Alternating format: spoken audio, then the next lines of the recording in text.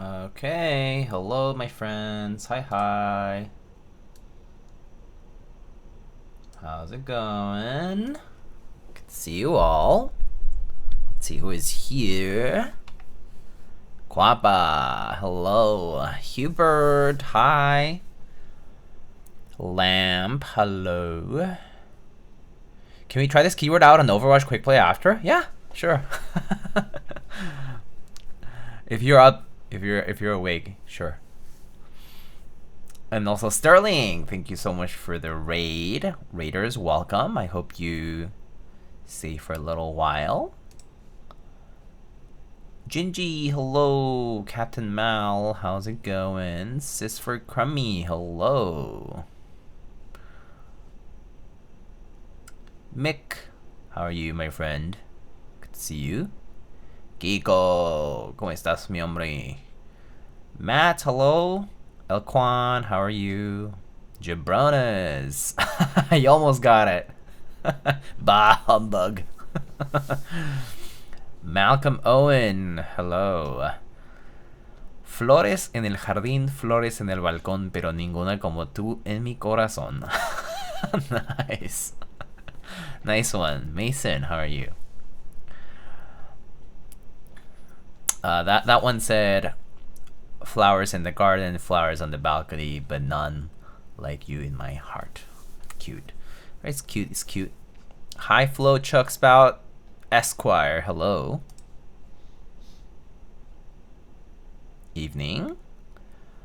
Reyes Luo, hello. Rorschach, hello. How's it going? Fishy, how are you?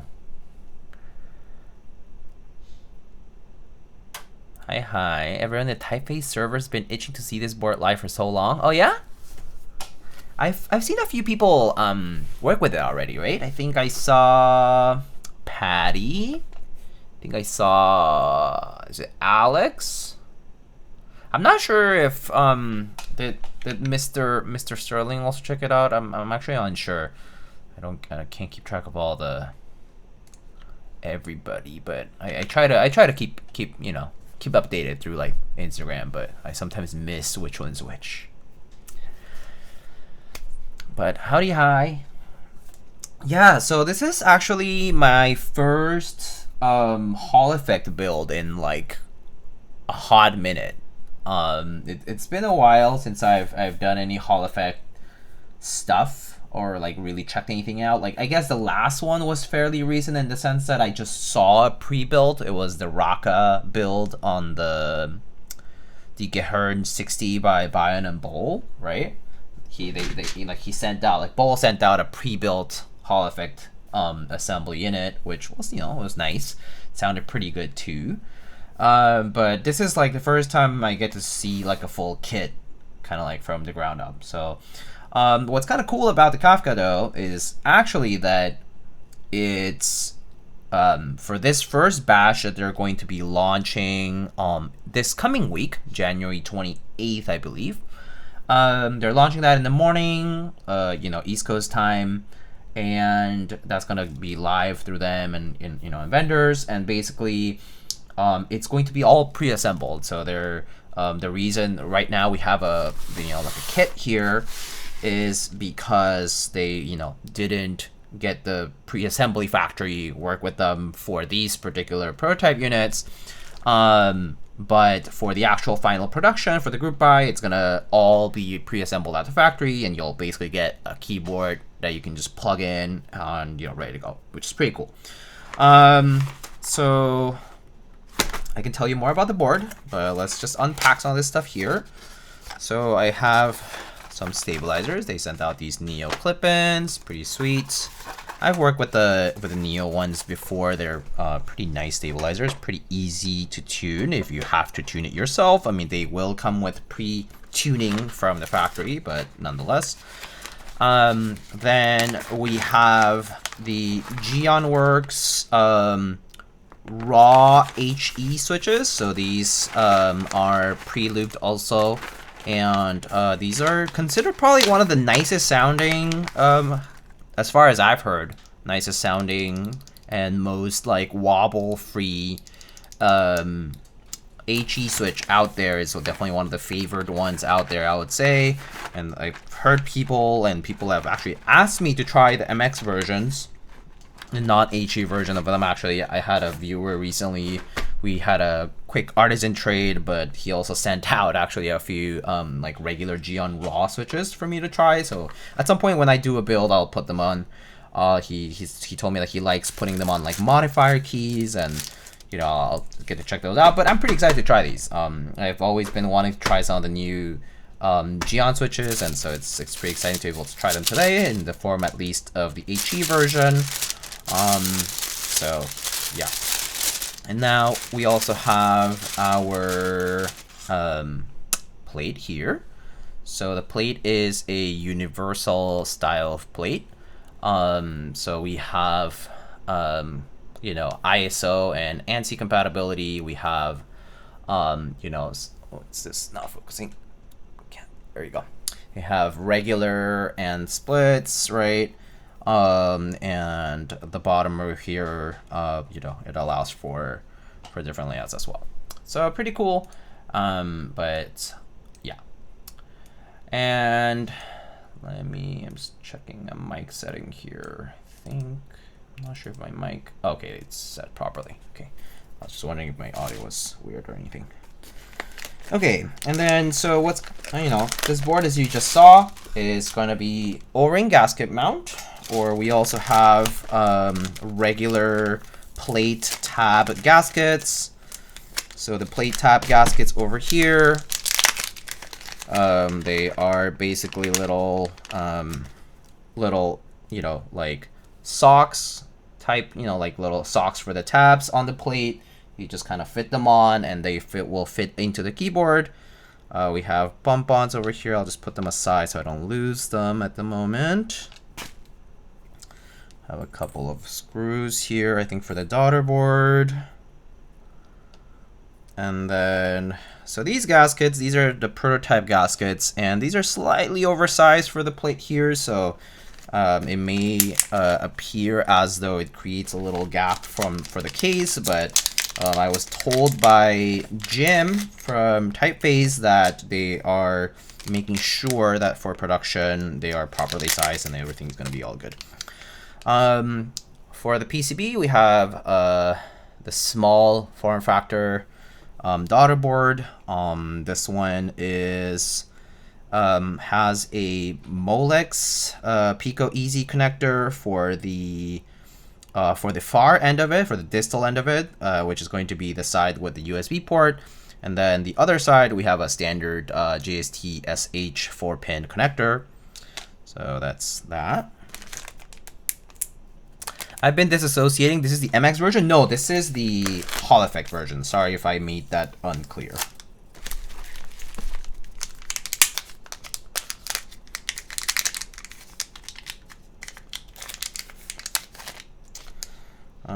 We have an additional connector here.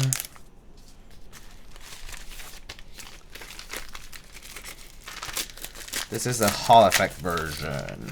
So for the Hall Effect version, the board will come with a Venom 65 HE PCB right from the get-go. I believe I have to just take that out.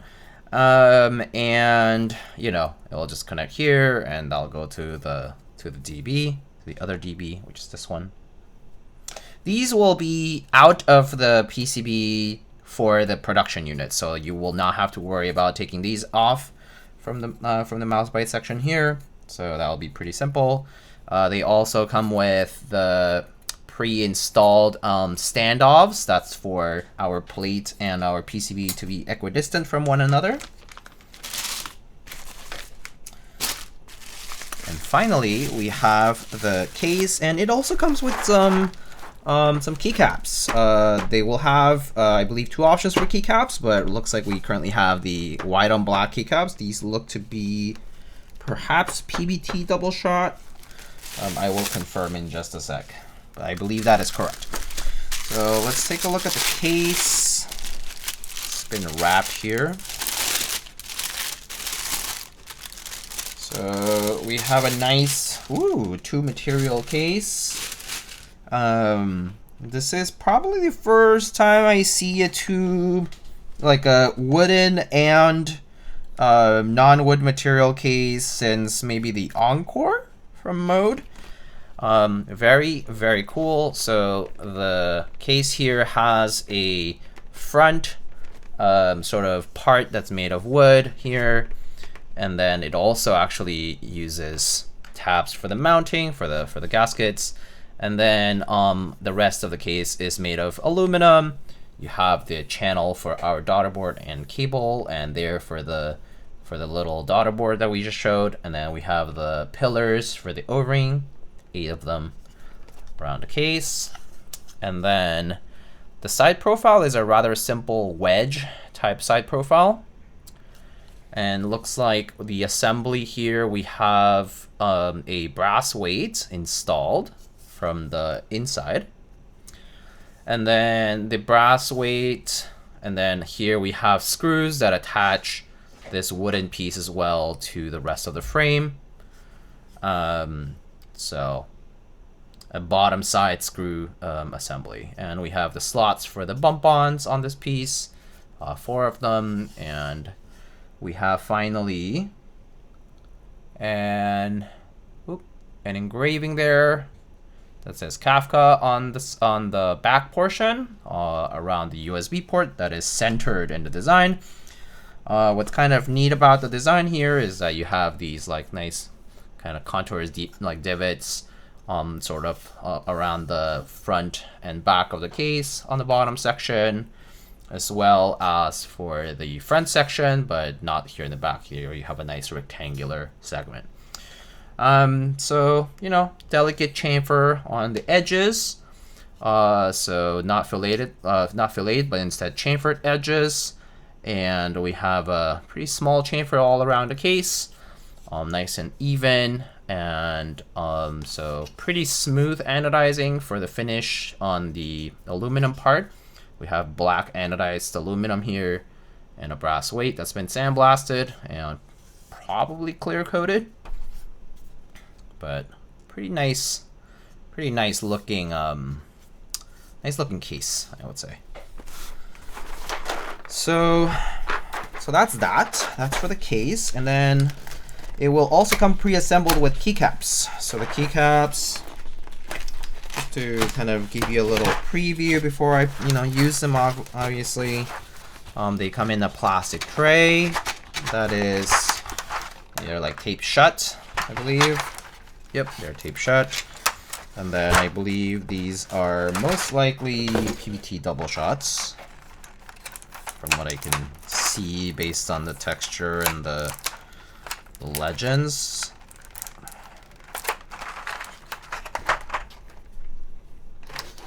And so we have sharp legends and certainly white double shot. Texture is pretty smooth. It's not rough, actually. It's a little textured. It has some. It is a fine, but still like it's still a texture you can feel. I would say it's not quite as textured as, let's say, like the Leopold PVT keycaps. Those are very like sandy like texture on the top side, and it's a pretty even texture all around. And these do appear to be cherry-esque profile, with recessed stems. Actually, yeah, I guess it is basically cherry profile. So they approximate cherry profile, and they do have like recessed stems. And these will be pre-included, in the kit as well. So you have these keycaps, and you also have extra compatibility down below here. I'm trying to show it. So it also has numpad and step caps lock and all that stuff for 1800 stuff, splits and that kind of stuff. Actually, not quite 1800, I guess, because it doesn't have the minus plus split, but it does have like the delete end page down and nav cluster stuff and 65% stuff, obviously. It does have the split, like the short 0, the 1U 0, as well as short shifts and whatnot. So you can, if you want to use these keycaps somewhere else, you certainly can.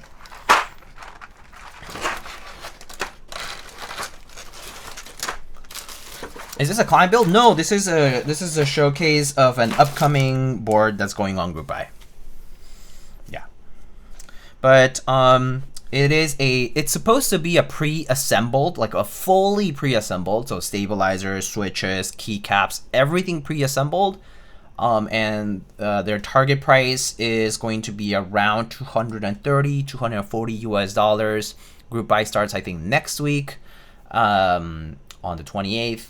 And they'll be having the group buy for like 3 weeks, fulfilling around early summer, like June-ish of this year. But depending on the regional, vendors and currency exchange and that kind of stuff, it'll change the price slightly. But about 230 US dollars pre-assembled. Like you'll get a keyboard that you can just plug in and use right away, which is pretty cool for the people out there who want something that's HE and then want something that's already no fuss, just use. Yeah. So including keycaps, it's honestly a good deal. Switches, keycaps, stabilizers, all included and pre-assembled. So that's pretty nice. Wonder if the wood is stabilized. The blocker going against the grain direction makes me nervous. Oh, I see. I did see a comment about the wood. So I saw a comment from Jim that said about regarding wood treatment. We use walnut/maple that we sourced and is dry to around 7 to 9% moisture content to prevent any excessive warping during machining. And for the production units, we will also be applying a thin layer of matte water-based polyurethane coating to help seal the wood prior to shipping. So for like the people who are concerned about, quality of the wood and quality control, it looks like they're kind of like anticipating that and doing treatment for the wood where they first make sure that it's neither too dry nor too moist, and then to prevent the warping, and then applying a coating to make sure that everything's sealed, which is nice. And then there were some streamers that did the build, and there was like a gap between the wood and the case, and that was when you were using these gaskets. So these gaskets right now are slightly oversized. So the gap between the accent piece and the case can appear slightly wider, but for the production units, we won't have that issue. For the O-ring, there shouldn't be that issue either. But yeah, for this first batch that they're going to be running, it's going to be a fully assembled case with keycaps and everything. Secret Myth, hello. Funzy, hello. How are you? It's another good day since Diego is streaming. God bless America. Yeah, I was seeing some of the news from today. I was like, some craziness out there, eh? Anyway, yeah, it's a good day. It's been a good day for me too. Just busy at work, but it's been good. It's been so far so good for my week/day, etc. So I have. Personally, I have no complaints. Okay, so let us go ahead and assemble this guy. So I'm gonna just maybe get started with the stabs. I believe these are completely stock, so I will be lubing them and putting them together, and then putting switches, testing my stabs, and then mounting it into the assembly, into the case. So let's do that. Maybe first I'm gonna go ahead and put the bump-ons on before I drop them somewhere on the floor.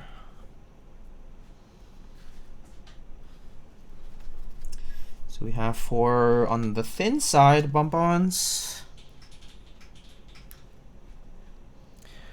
Ready to go to bed.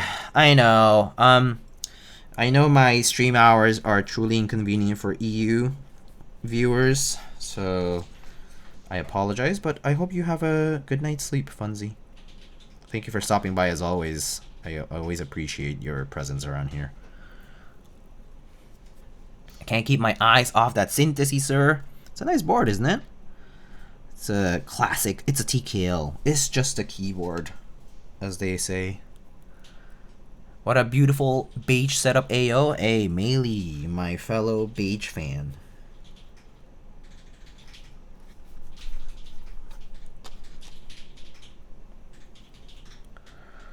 Secret myth with the 20 stream streak. Wow, that's actually quite a long time. Thank you. Thank you.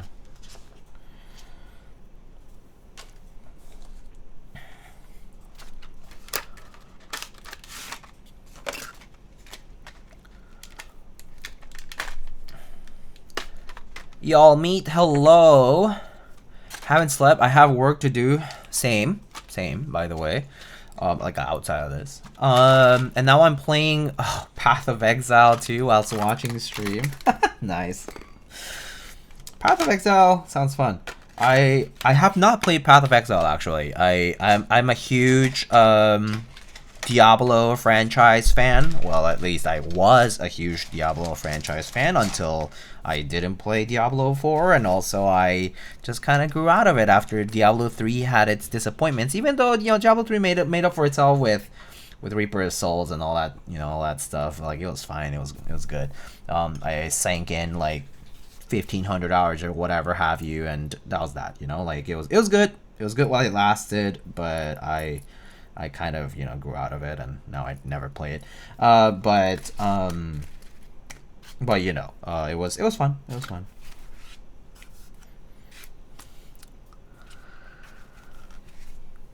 I feel guilty. I mean, well, you're off the clock. I know you have work, but you're technically off the clock for now. So maybe just enjoy yourself, and you know do the amount of work that you just barely need to do, and you know, as long as you can maybe like set yourself a schedule to do it, I think you'll be fine as long as you have a game plan. You know, I try not to feel too guilty about work. It's like work is work, and it's always good to be productive, but at the same time, you can't knock yourself out just like doing just that, because it's not the end of the world probably. Yeah, so let me see. So we have a 625U PCB, so I'm gonna take one stab away, and I don't know why I put this back here when I had it here. Oh yeah, I was putting the bump-ons on, that's why I did that. And let's get the stabs ready. There will be MX PCBs available for this too, I believe. Yes. So the unit I was sent here is indeed HE, because that's what's intended. But yeah, they do plan on doing bare bones MX style as well. Frankly, it's a pretty cool offering in my opinion, because it's an offering that has the wood and aluminum hybrid going on. Like, there's not many boards that do that.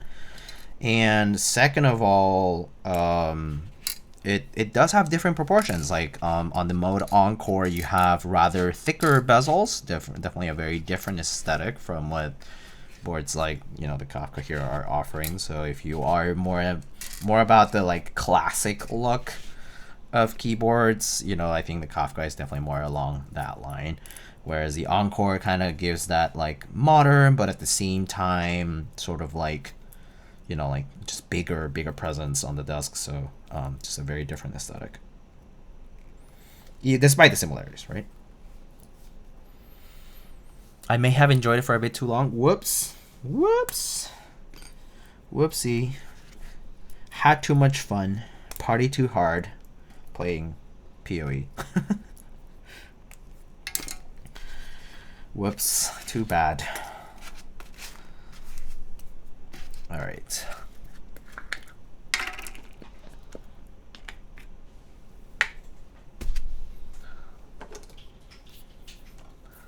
Let us lube these stabs. These are completely stock, so I will be lubing them.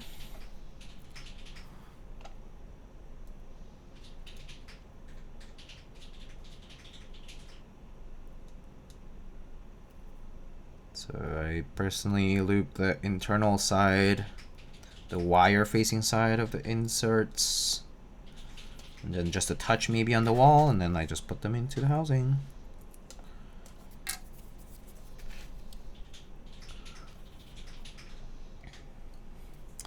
And then after that, I will loop the wire.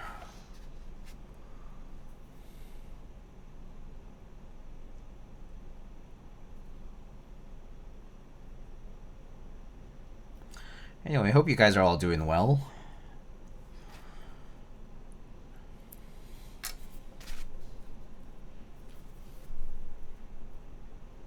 Pray tell, what is that magnificent clack in the background? Oh, my partner, she dailies a QK Alice Duo. It's the one I built a good while ago, actually. It's the same prototype that I built back then. It's like a gray gold one. And she has that currently built with Nixies, I think. Nixies, I forget what plate it had. It was either Alu or like PC or something like that. She a keyboard nerd like all of us? Funny story. So like funny story, when we first met, like, you know, we like met like other people do nowadays, which is like through like dating apps and things like that. But back when we met, we knew obviously like from our profiles and stuff that like we, or like, you know, like just chatting, that we were into like keyboards. But funnily enough, at one point in the past, I had actually we had actually interacted on through like Mech Market. She was into keyboards around the same time I started getting into keyboards too. Like we actually got into keyboards around the same time, funnily enough. And so it's a funny coincidence. Her favorite switches are vintage MX Blacks with 55 gram springs, but she uses layouts that are more atypical for me. Like she can daily a plank, which is something I can't do. And she generally prefers ergonomic or 60% and splits and things like that. Like more, like I think like one of the keyboards that caught her attention recently was the Altair. But you know, now that she's dailying the QK Alice Duo, she's pretty like set with it. But like there's like, you know, she likes other boards. Like I like TKLs and 60s, more traditional, like classic looking ones, more boring. And but she's all about like the splits and the ergos and the not 40s, not so much 40s as much as just like a comfortable layout that's not the norm. Yeah, she's a hipster. Yeah, I can confirm that. Yeah, she is. She's a hipster, all right.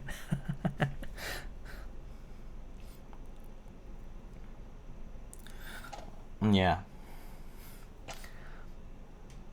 But yeah, I mean, we definitely have different tastes, but I mean, the way it's not bad. I mean, she can use any of the boards I use, fine. It's more like the chooses to use one over the other sort of thing. Like I've you know, just borrowed like TKLs and stuff, and she enjoys them.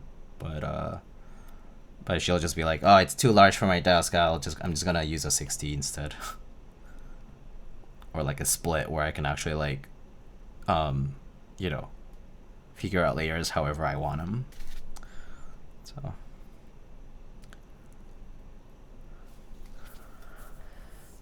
Diego Rizzo, a keyword fan? No, I mean, they didn't know me at all. Like we just met randomly, but it was a funny coincidence. It was a funny coincidence to talk. Like we were chatting, and it was like, it was funny, but like we like had apparently talked like on Mech Market, like because I had like a selling post. I think I was selling my M65A at the time and like some key sets and stuff. And she actually didn't end up purchasing at the time. But funny story is that we had actually chatted. And it was funny. And we were like, what? That's crazy. Like years ago. Like completely unknowingly. And then met, you know, in real life. Like years later. Funny lore.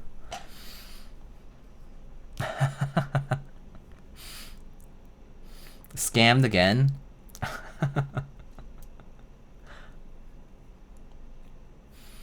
Diego hit the New York, want to trade charming good looks, want to trade for cutie pie girlfriend on MM. Wow. Maybe if you had a better deal on that MM post, you would have hit it off sooner. No, because it wasn't local. It wasn't local. It was like, you know, like at that point she was like somewhere else, so it wouldn't have worked. I'm not the kind to do like long distance like easily. So yeah, no. Actually, at that point in time, I would have definitely not done it because I had been in a long distance relationship before, and it didn't go too well. So I was like, I'm not doing long distance. I ain't doing that, even if I were asked to do it, kind of thing. That stuff is tough. You have to think about how to close the gap. You have to meet often and whatnot. It's long distance it's not easy, guys.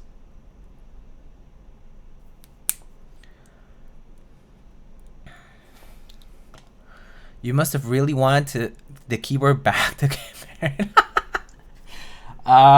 No. Didn't sell one, so. Well, I eventually sold it to somebody else. I think some random person bought it at some point. I had a Hydro Blue Rama M65A. Hydro Blue Rama M65A. It was a pretty nice blue. It's a really nice blue. I actually really like that board, but I sold it because I was in a pinch. I actually was selling a bunch of boards. I sold like 10 keyboards around that time, because I just like had like a big kind of like a family emergency. So yeah.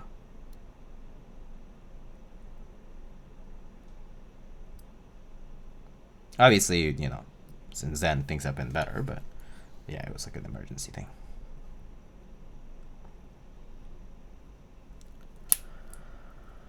Does she like going to Keyboard Meetup Expo?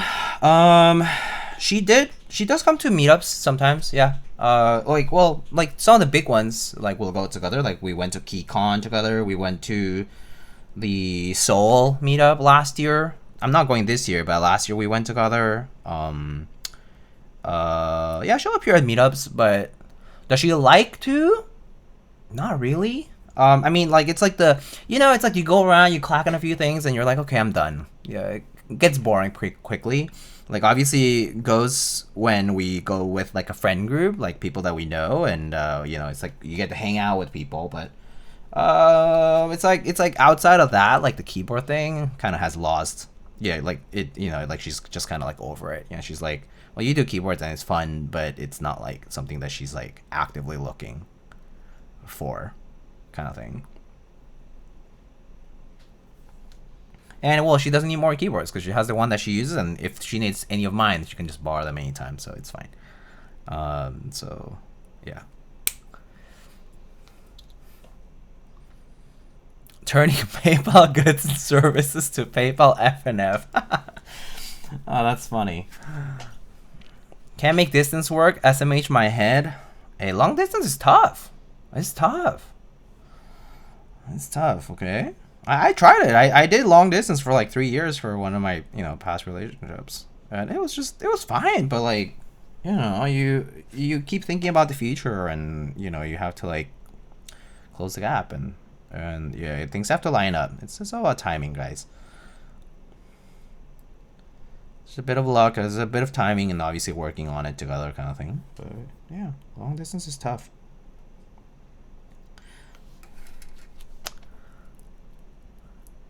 Can't do long distance. You tried many times before. It's rough, man. It's just rough. Trade a keyboard for a plane ticket. For that time, I traded keyboards and key sets for medical money, basically. For paying debt, essentially. For paying medical debt. That's what we did that time.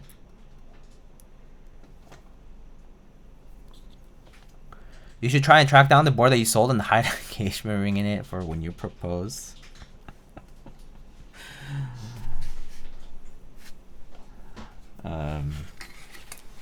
Give me a second. Oh, hi. People really like the clack of your board, by the way. They always ask about it. The Alice Duo. apparently they can hear it, so they're like, "What's that magnificent clack in the background?" I told them that we interacted on MM at one point, and they're like, turning goods and turning PayPal goods and service to FN. Okay, bye, fine.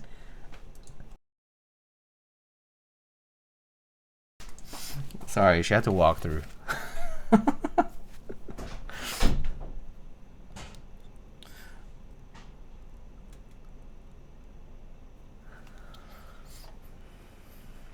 I still have my M65A blue from the GB. Ooh, nice. I did not actually get it from the group buy. I did get it from somebody else because I had FOMO, or not FOMO, I guess. It's like, I had already missed out. And I was like, I really like how it looks. And somehow I came across a blue one first before coming across like a gray one or a silver one. Or I guess rose gold was also color, like a champagne rose gold. I remember that one looked pretty. I remember I built one for I built one for one of the artisan makers out there. But it was a pretty board. Had its problems, but it was a nice board.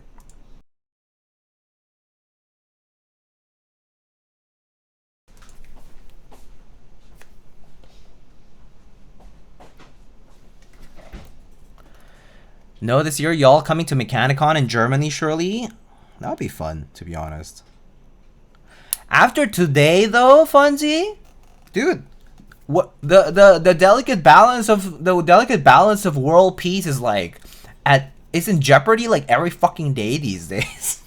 Like, not that it hasn't been like already destroyed in some parts of the world. Obviously, I'm not gonna comment too much about world events and politics because I don't want to. But like, I mean, well, like I could if I could, but I don't want to, right? But like we're every day we're threatening that. Like there's leaders and people who have influence threatening that fine line every single fucking day. So yeah. But nonetheless, I would still love to go to Germany for Mechanicon. Like that's a given. I love going to new places. I love traveling, and I've never visited Germany. We did a trip to Turkey end of last year, and that was lovely. That was actually my first actual visit to a, I guess, technically, part European country.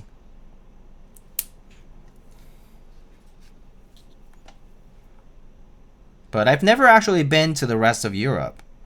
Like, at most, I've done a transit in London Heathrow Airport, which I guess it's still better than CDG from what I've heard in Paris. But, nonetheless, it's just an airport, and that's about all I did because I was just doing a transfer there when I was traveling to, like, Asia or something. Or traveling back from Asia? I forget which way it was. But yeah. It was probably going to. But yeah. And that was the only time I ever stopped in that part of Europe. I've never been to the rest of Europe. I would love to travel it. What is a Typface Kafka? It's a kit. Well, no, technically no. It's going to be a pre-assembled 65% Hall effect board. It will come pre-assembled with Geon RAW HE switches, with a Venom 65 HE PCB, with Neo clip-in stabs, and keycaps. And it is this case right here. Pretty nice. They also plan on eventually doing a bare bones MX style release as well, but the first batch that they're planning on selling is going to be a pre-assembled Hall effect board for around $230 US approximately. Yeah, that's the quick run through of what it is. Okay, I'm gonna snap off this piece of DB here.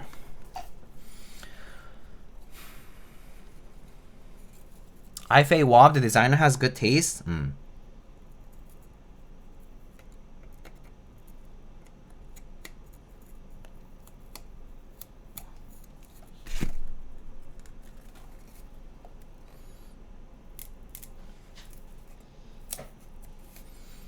Those are fairly decent for clone manufacturer. I see, I see.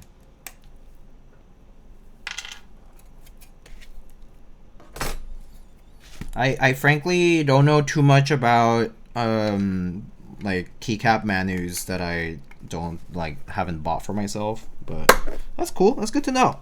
Is it the same ones? Is Aifei the same one that did the very first NK switches? You guys remember those? The ones that came in like the cardboard sleeves. They did like wob and like vaporwave and those. Is it them? It kind of looks like those. It reminds me of those. So I'm wondering if it's the same as those. That's Misc. Oh, okay. That's a. See, I don't know, man. So that's a different one. I remember those legends were not great, but I mean, you know, it was still a keycap set for cheap at the time. I remember. But that's Misc. Okay. Let me see. Misc did the polycaps. Oh yeah, yeah, the kinetic lapse ones. Yeah, I remember those.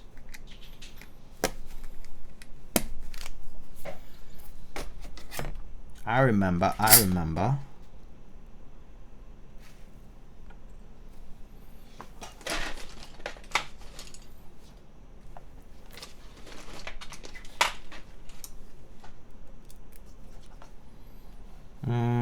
These are not quite countersunk screws, but I'm just gonna tie it down 2 corners just to make the switch part easier.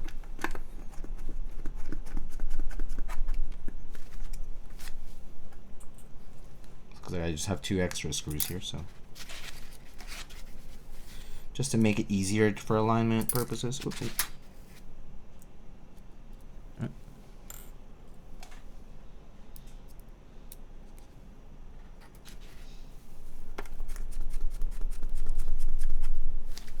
Okay. Diego, how are you liking Synthesy? I'll be very honest with you. I have not been able to use it that much because I've been really busy with work. So I was not home for like a bit. And it was like home. So I haven't used it nearly as much as I would like to, but it's been really nice. It's a pretty like how do I say it, like pretty like it's like plateless typing to the essence kind of thing. It's like a very it's not uniform, but like soft, but like fairly like sturdy top mount plateless, right? So it's been nice. It's kind of like, you know, you're typing on a half plate, but it's all throughout, right? So, but it's been good. It's been pretty nice. Like, it's pretty sturdy though. Like, it's not like you can feel some vibrations travel from, like, let's say like this end of the board to this end of the board, but it's not like bouncy or like excessively soft. Like, it's still very well supported from all the sides, like the whole perimeter. So it's like a pretty like very top mount-esque feel for like when you have like a full plate, but except, you know, the softness of not having a plate is still there. Yeah. Sorry, couldn't stay around that stream. My Mexican Wi-Fi was bad. Can confirm my Mexican Wi-Fi was also bad back when I was still in Mexico. Yeah, the internet was expensive, man, back when I was home. Back when I still lived down in Mexico. But I mean, it's gotten a lot better, I think. But yeah, I remember it being kind of expensive for the speed. And obviously, you were like in a touristy location, so it doesn't help. Finally got the front panel Type-C connection working. Oh, cool. France consumes a lot of wheat products. I've heard of this. Germany has a big Japan population and National Japan Day there. Huh. TIL. That's something I did not know.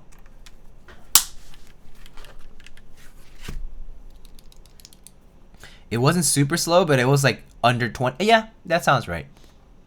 That sounds totally right. Under 20 Mbps. Yeah, that sounds right.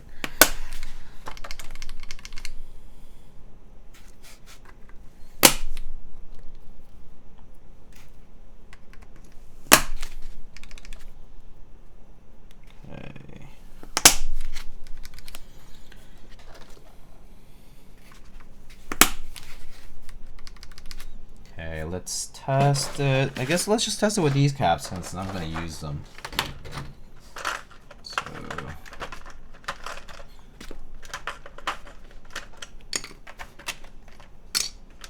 So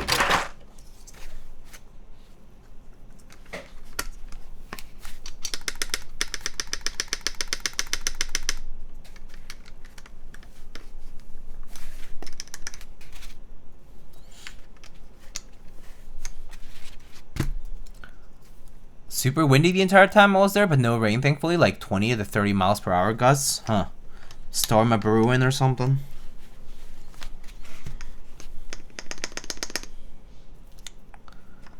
It is like midwinter though, so I guess I'm not too surprised. I mean, it can be nice and sunny, but yeah, just look up the draw.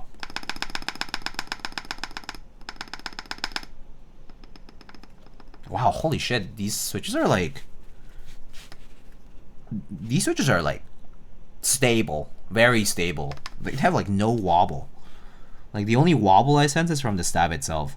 But the switch itself, like the center, feels like rock solid.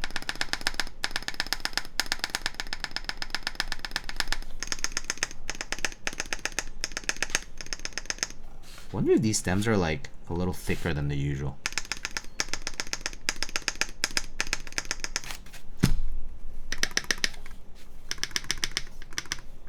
Short travel though, these are like maybe like 3.5 or something. Very short travel.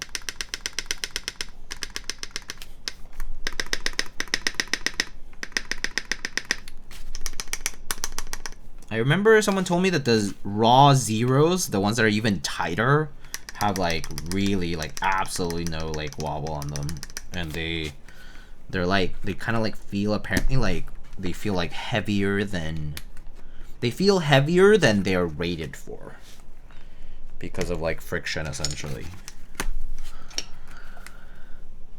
How do the raw feel compared to MX Blacks? So these are like long poles, so these kind of feel closer to a standard long pole switch, to be honest. I mean these HE ones at least. They feel like a long pole switch, so you can actually hear that like clacky bottom out. So these are more akin to most of the long poles out there. They have less wobble though on the stem. They sound nice though. Like the material on the switches is pretty nice, and it's like fairly deep sounding for a switch of the kind, I would say.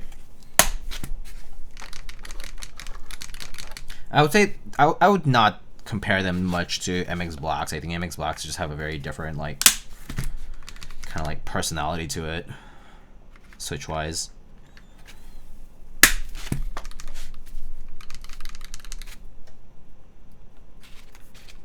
But yeah, definitely much more like other long pole switches out there.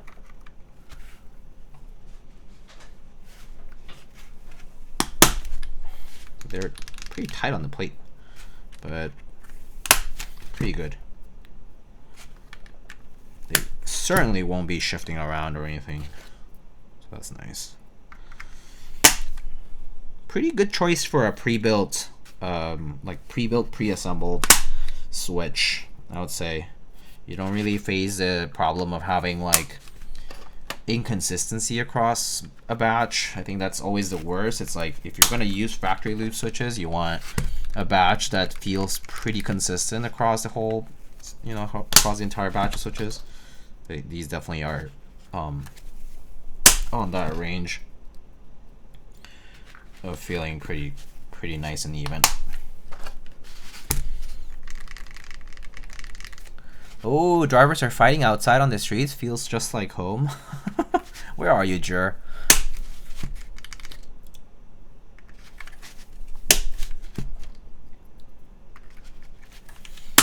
Philly? Sounds like Philly, alright.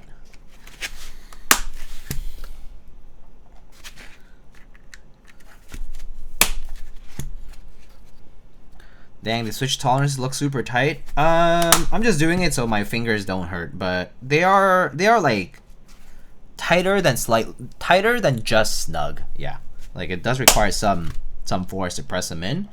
Don't forget though, this particular kit at least will come pre-assembled, but I think for a pre-assembled board, having tight tolerances is kind of nice though, because let's say like I'm a customer and I buy this brand new and it comes like, you know, like pre-assembled, nice and snug already, and then if I do decide to, you know, take it apart kind of thing, then at least having tight tolerance from the get-go means that it can survive some extra swaps and things like that. So I think that's good.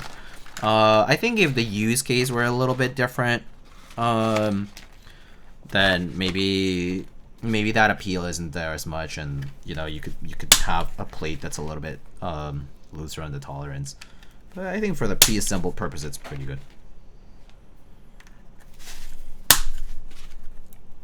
Have you tried the new SWG keycaps yet? I tried them briefly on the Synthesis last time, but the only thing that I had some problems with the tolerance, because so this board has tighter tolerances because of OTD spacing, quote unquote. So it's slightly like shorter, especially here in the bottom row. Slightly shorter spacing on between the keycaps too, but like the 1Us. So, and I did notice that the SWGs, like the spacebar only, and everything else was fine, but the spacebars were like, the 7U spacebar was like maybe like 0.25, 0.3 millimeters longer than the 7U GMK. Like I couldn't really tell the difference. Maybe it was like slightly angled more outward, like, you know, basically it was still a 7U stabilizer, center to center, but the end of the keycap was ever so slightly longer, so it did rub a little bit against the alt key next to it.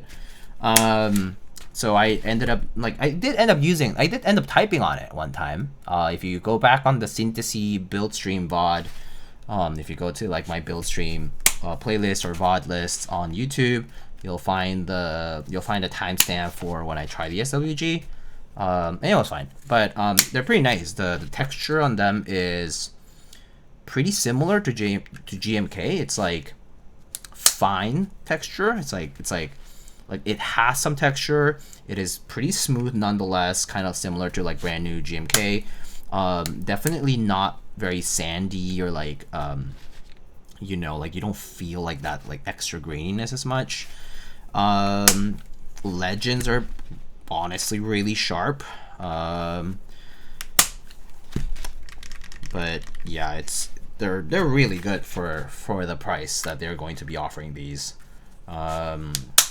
So I like them a lot from like a first overview. I have them somewhere around here. I can show you guys them if you want. That's Sleeper, right? No, this is Deadbeats. Yeah, that's Deadbeats over here.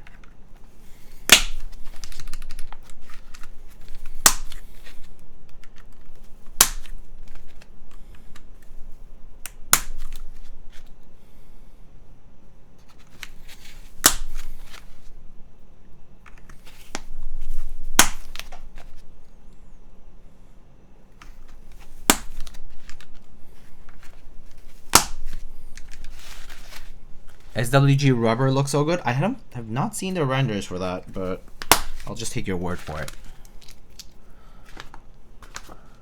I heard SWG is great for MXEC. Oh, interesting. Okay. How is it different from like GMK in that regard?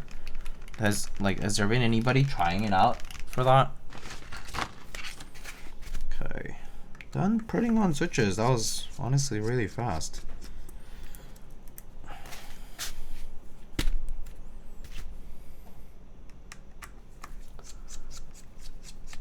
I'm not sure, but apparently has 0 interference. Ah, perfect. Oh, must be because the bottom of the keycaps is different from GMK's a little bit.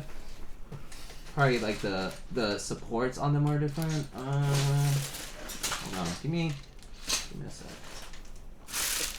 Around here.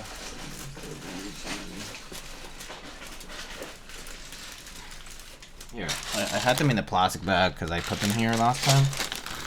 Yeah, so. Yeah, SWG has like fewer supports overall. Like they're kind of like shorter and shallower. So Yeah, this is SWG. Yeah, here's the Swag Keys logo keycap. The supports for the plastic is like for the mold is it's a little shallower.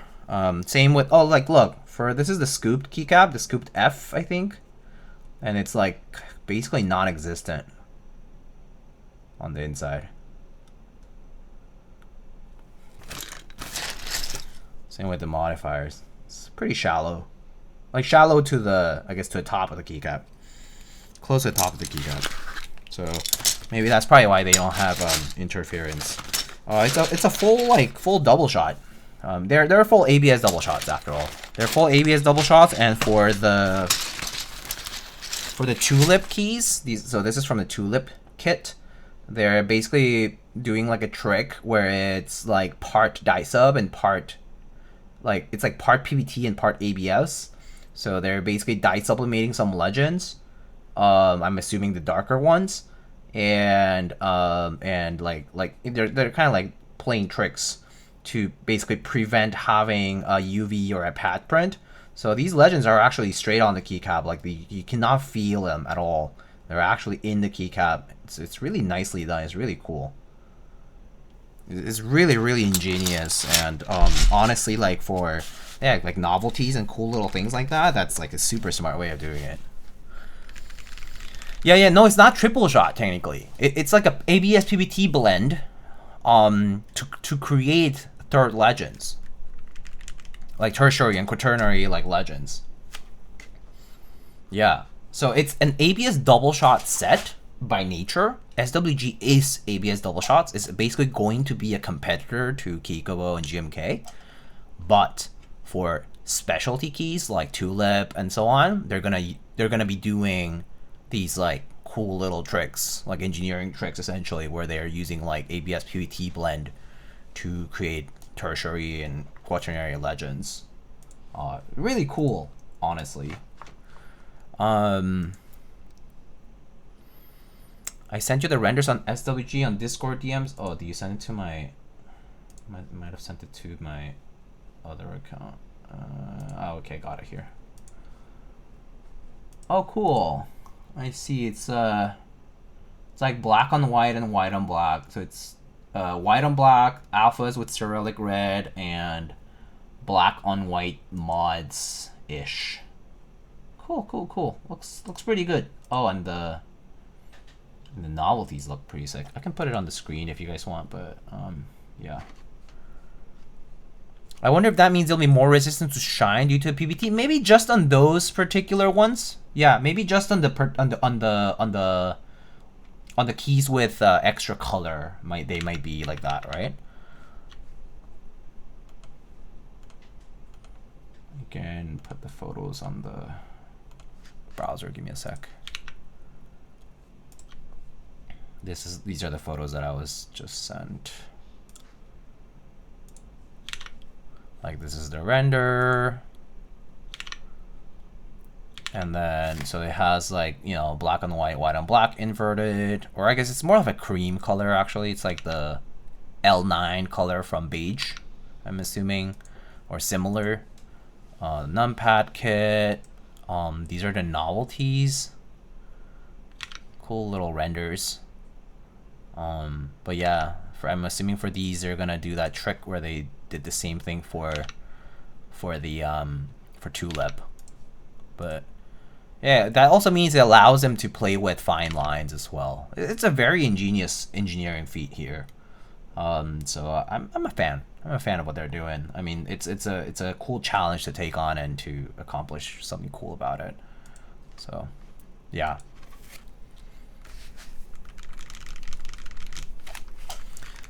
A lot of comic style from Control at the moment. Also Skeleton, I like it. Manu used an SP color to sample, I think. I see. SP color to sample is actually kind of convenient because you can actually get the color chips from Signature Plastics. That's actually kind of a smart thing to do. You can get physical samples. You can get physical samples from them and use that as a way to design key sets, right? So I think that's pretty smart.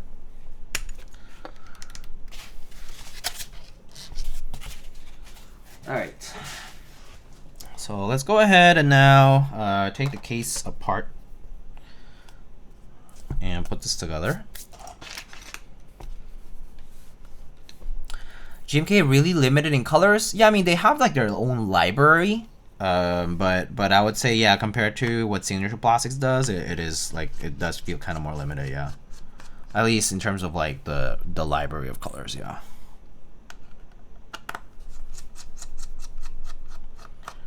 So it is nice that you can just buy like these color chips and whatnot, right? Okay, so okay. So this front part just kind of comes off. So it uses these two screws that basically. So let me show you. It's like a frame. It's like a U sort of shaped frame. So this is like kind of like wedged in like this. So the screw attaches this bottom piece to the accent like that, and then this just kind of comes off from the front. Looks like that from the inside. There's your blocker. Is that wood? Yeah, it's a walnut or maple, I think. They're using walnut and maple for these wooden accents pieces. Did they glue in the threads? Maybe they were. Yeah, maybe they like put them in there and then cut them flush. So they do have metal threaded inserts. I'm not sure how it was done, but yeah, they do have metal threads on there. Pretty cool. Let me see if I can zoom in and show it. Maybe like helicoil? Yeah, maybe actually, maybe something like that. I can't really tell.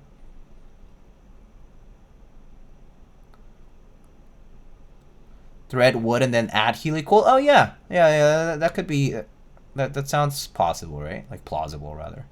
But yeah, wood. Yeah.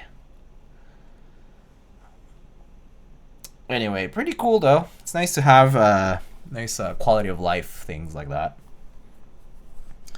Okay, so that's that. So I have a daughter board here. Let's see. I got a cable. So this DB actually goes this way up. So that means the cable is below. So that means the cable's kind of held by the case. Okay, that's nice. I'm not a huge fan of the Molex Pico Easy Mate ones because of the insertion cycle rating for the connector itself. I mean, like it works as long as you don't disconnect it and reconnect it often. But I mean, I'm assuming this kind of done so that it's just kind of in place there and you don't really move it. So let's just put them on. Why not? Okay.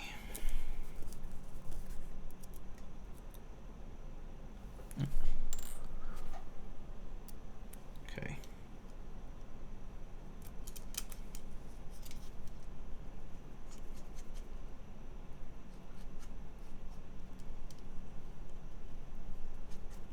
But it does guarantee a pretty small footprint for these guys. Just make sure it's lined up. Okay, looks pretty good. Now I have to tape down my EasyMate connector. Yeah, I think once you do that a few times, you gotta tape those down. Those guys really come off so easily. I mean, at least I'm glad that this side of the PCB connector is JST-SH. So there's two ways of assembling this. There are our little plate tab gaskets, and then we got our O-ring mount. We can start with the regular gaskets, and then we can do O-ring mount. Either way is fine. We'll try both. So these are slightly oversized, is what I was told. So these guys will be wedged into the case as well. But these are slightly longer than they should be. So I guess they'll stretch that part of the wooden accent a little more than they should be. So for production these should be okay. But just for these prototypes that they made for cons people, like it's slightly bigger.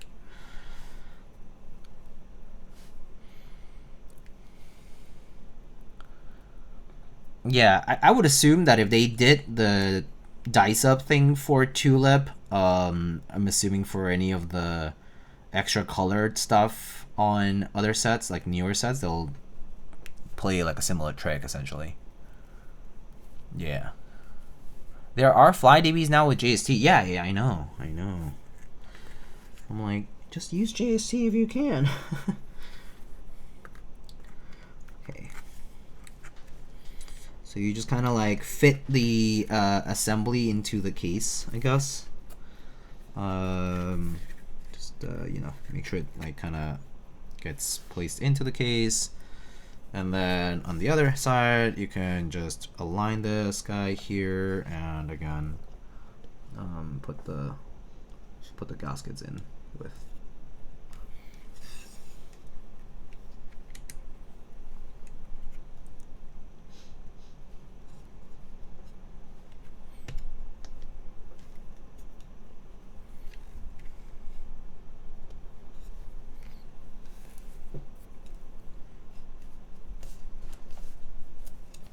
That's it.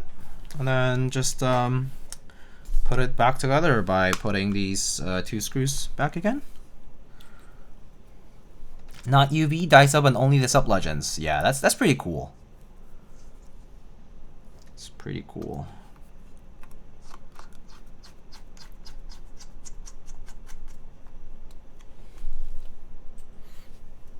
Info from EK from Swackies.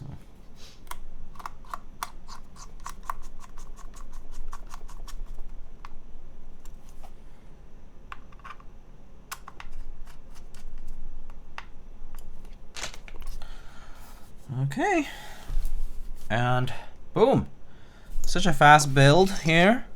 It's nice.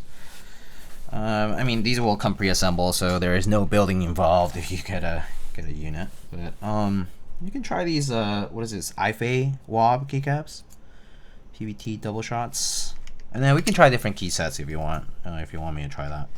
But for now, let's just do it as it's intended to be. Since these will come in this kit form. And these are very tight, very tight. I should have put the little thingies. There we go.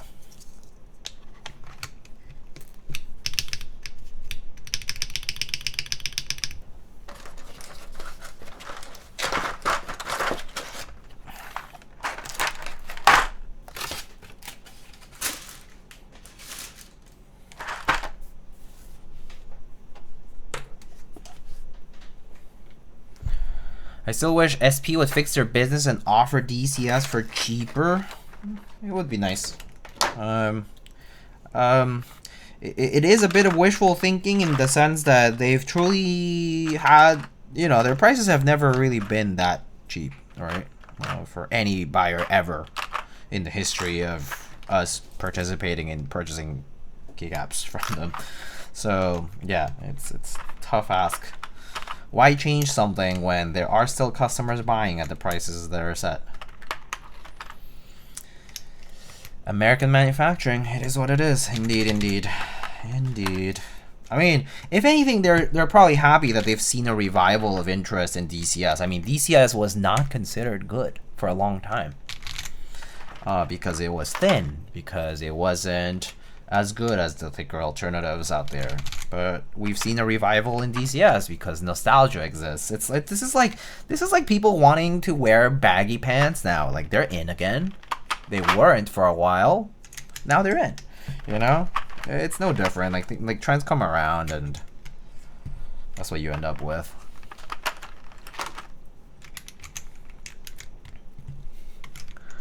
Skinny jeans were never for me. I don't wear like the completely skinny ones. I wear like the ones that are like in between straight and skinny. Can't do like the fully skinny ones. I have my thighs too big. my thigh too fat. Have you been wearing baggy jeans, Diego? No. I at the most I'll wear like a straight fit, like a straight cut. but I can't do like completely baggy. It's just too, it's just too wide.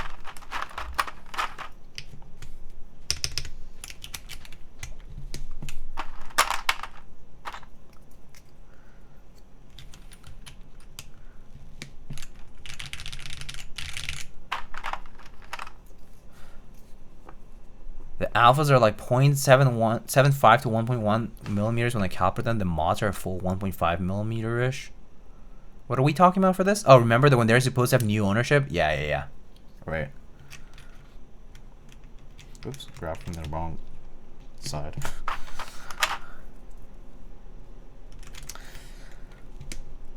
All my pants are taper cut? Oh, wow. Do not tell me anything about fashion or ask me about it. I am not a. I am normcore to the extreme. You know, like I don't think too hard about it. Dio got 0 drip. Thank you. Very kind commentary over here. A calf.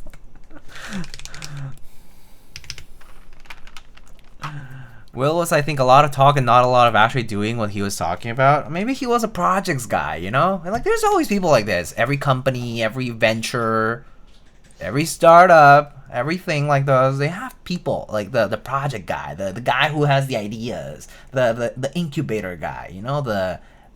We're gonna do this thing and it's a great idea. I'll let you guys do the rest of the work while I sit here giving you the ideas. But it's a great idea, right? Tell me it's a great idea. Please laud me on the fact that it's a great idea, guys. But it's a great idea. It's a great idea. You know, you should do it though. Do it for me. It's a great idea. Tremendous idea. Yeah. So maybe that was it.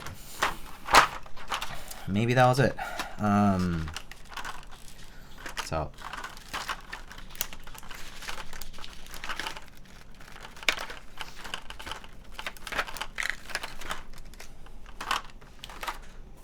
I can imagine Diego with a NASA shirt. I would. I totally would. Because it's NASA. Alright, arrow piece. The Theory Crafter TM, yes, thank you. And this is all, we know people like this. You know, we all know the guy who is, you know, great ideas, but I'm not executing them. Somebody else will. Maybe not so. No, maybe not so much will in the will, perhaps. Okay, no shit talking. All right. But you know, maybe that was the case. I don't know. Okay. Hi Diego, I just joined. What great idea that you have? No great ideas here. I was talking about people who are idea people. They're you know, I had a great idea about buying a company once, and you guys will applaud my great idea, but somebody else will do the work on following up my great idea. And then once that great idea has had its effect on being a great idea, I will jump onto my next great idea, which is have more ideas. And by having more ideas, I will win a prize for having great ideas. And someone will give me money for having great ideas because I'm an idea guy. Get it? You feel me? You feel my ideas? Yeah, that's the gist of it.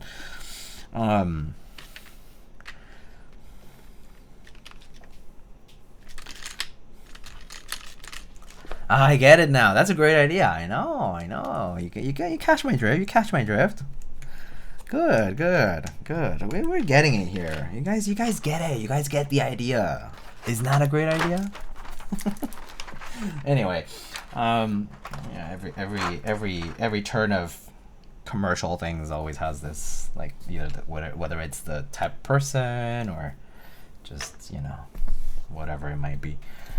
All right, let's put some artisans on this for fun. Let's put this little skelly guy from my friend Alex, not Alex, but another Alex. Maybe I'll let's add some color to this. Let's do this guy. Another scaly guy, but this one's a kind of like a more of a person type of guy. You think MX Black is a good idea for keyboards? Oh, what a great idea! I think you should hit the market with that idea. I think MX Blacks for keyboards, good idea. Nobody must have come up with that idea yet. Make sure you delete it from the chat right now. Right now.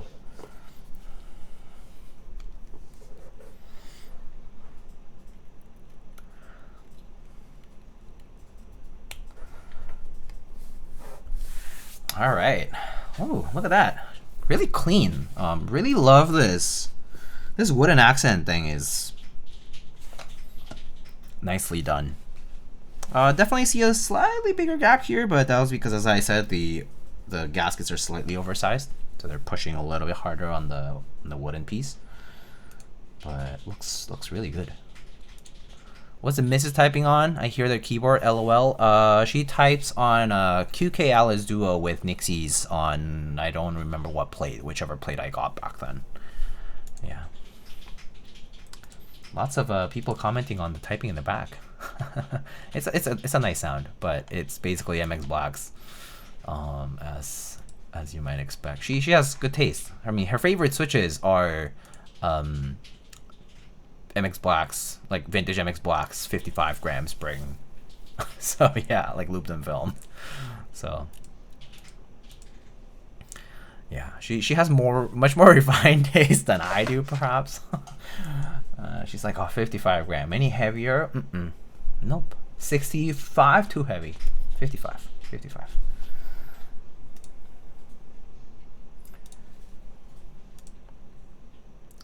Tishimi, hello. My lady's favorite switches are inks. Ooh, that's a good one. She's not a cherry enjoyer, sadly. Fair.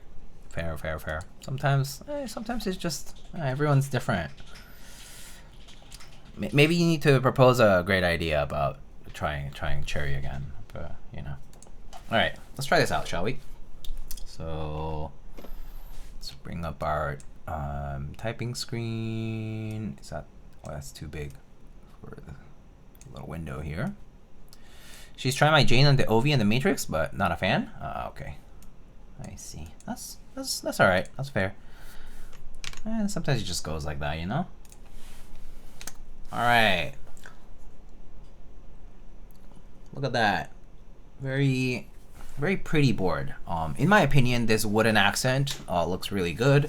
Looks like this is kind of maybe like for ergonomics for the people who really like maybe doing this or kind of like putting the wrist down, you know. Relatively low typing angle. This might be like a solid 6.5 or something like that. I haven't checked the, let me check the exact detail for that. This is typing angle, yeah, 6 degrees, 6 degree typing angle. But looks so clean. I really like this. But yeah, okay, let's do the thing. Do the thing. All right, pause that music over here. I'm gonna just set the mic up so it's consistent.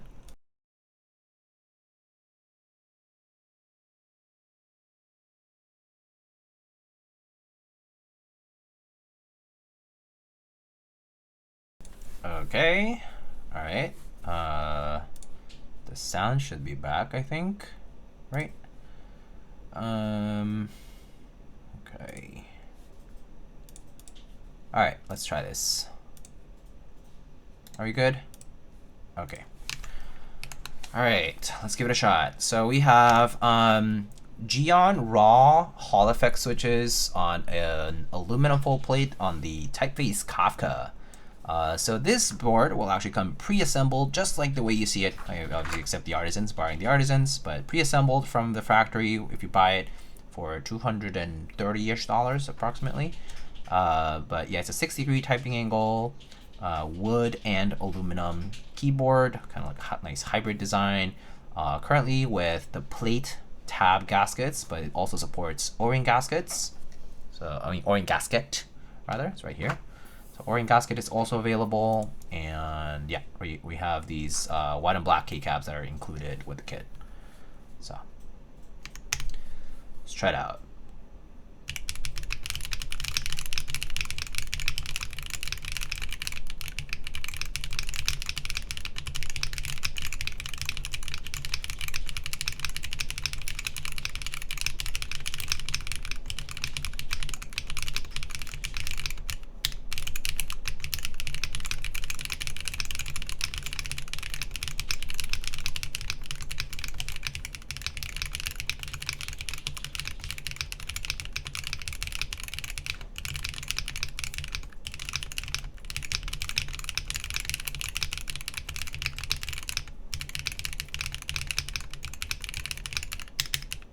Oh.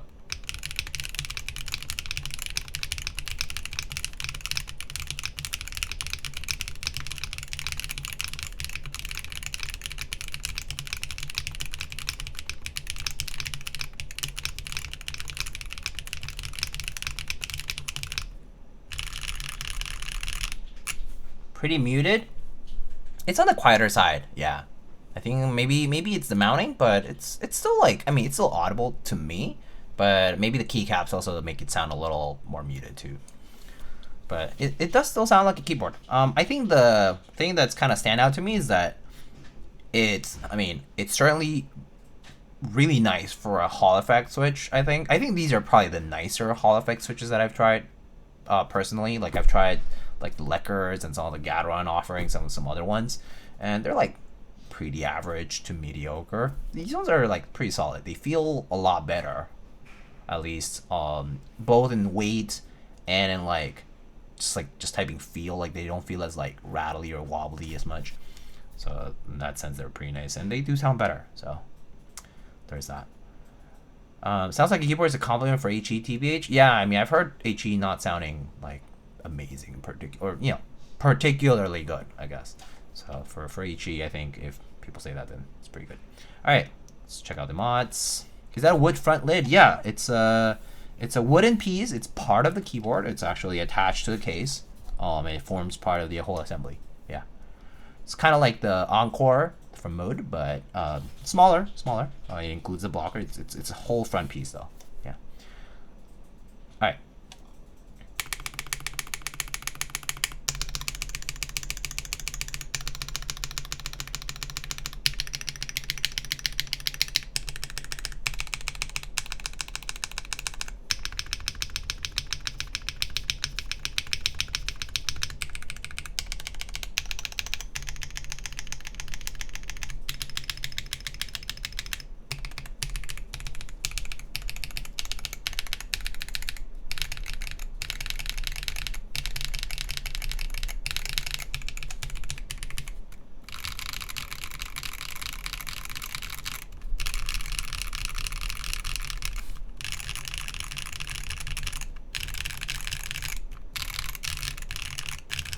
I think the thing about Hall effect switches, like as far as I can tell, is that I can still hear that like plasticky top out sound. It's not the bottom out, it's the top out. They have this plasticky top out very specifically on pretty much all the HE switches that I've tried. They have this plasticky top out sound. It reminds me of old Gateron switches. You know, that like high pitched plasticky sound. This one, the Geon RAW's, still better than like the Leckers or some of the others, but it's still there. You can if you really pay attention to it, it's still there. Definitely a lot better than a lot of other switches out there, but it sounds good for what it's worth. I mean, this is completely stock. I mean, the only non-stock part, so to speak, is that I loop the stabs, but everything else would come like about this way. So, you know. We can try with the O-ring shortly, and I guess for now I can just show you what the board just kind of looks like. So, you know, looks like that. So pretty nice. I think it's pretty clean, like honestly. It's a nice clean board with the wooden accent. I think it looks quite fantastic in my opinion. The look of this board is a banger. I think it's like A+ for sure. But you know, it's pre-assembled, so kind of like you might like it, you might not like it. Obviously, it being HE, it's kind of like up to you if you like them or not. But the keycaps themselves, honestly, the wob choice is a clean choice. The legends do look nice, crisp, fairly consistent. At least amongst the cheaper keycap alternatives out there, it's pretty solid. And then the bottom has a pretty large, or like rather long, large area brass weight, sandblasted with the Typface logo on it. It's a sexy back for sure. I like the kind of like mirrored look where you get this bevel here and then you also get it on the bottom. Obviously it's not reflected on the top like that. It only uses, there's a kiwi hair, but it only uses 2 screws to attach this front piece to the case. Obviously it could be a weak point of the board if I were to give any form of nitpicking, that, you know, if one of these threads suddenly start failing, then we have problems. But the good thing about this is that the wooden piece actually has threaded inserts of sort. You know, like whether it's helicoil, whether it's a threaded insert, it's threaded metal. You know, it has metallic threads. So pretty nice. So you know, they're looking out for that. They're also looking out for the humidity level on the wooden piece, so to prevent warping, and they're also going to be coating it with a polyurethane coat after the fact to seal it. So they're you know, they're paying attention to the QC, you know, which is great. So for the people who do you know, who want to purchase a production unit, like I think they'll be I think it's a pretty good purchase, and they're definitely going to be looking out for you essentially. But pretty nice nonetheless. And here we have a nice little laser engraved Kafka logo. You can actually feel it slightly, it's a little textured. And there's our USB port. It fits my cable over here, which is like this slim kind, but it does appear big enough to fit most cables, I would think. Okay, and let's take a look at the side profile. Sorry for my sweaty hands, but it's black alu, so kind of gets a little dirty easily. Has a nice wedge side profile. The wooden piece right now appears to be slightly off angle because the gaskets are slightly oversized in the prototype, but once we switch to the O-ring mount, this will not be a problem.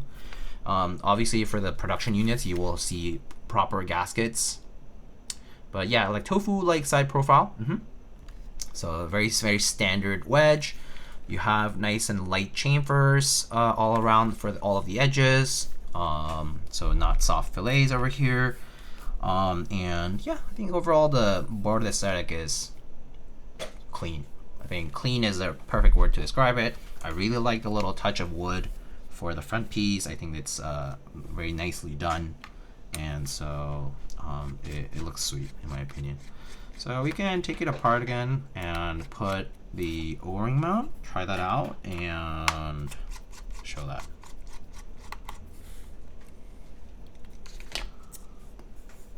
It only take them 5 years to make HE switches, but it's almost 300 and looks like 2010 Logitech.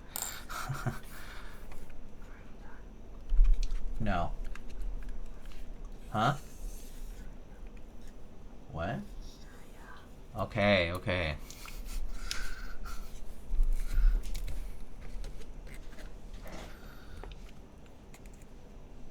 Alright, so let's take it apart.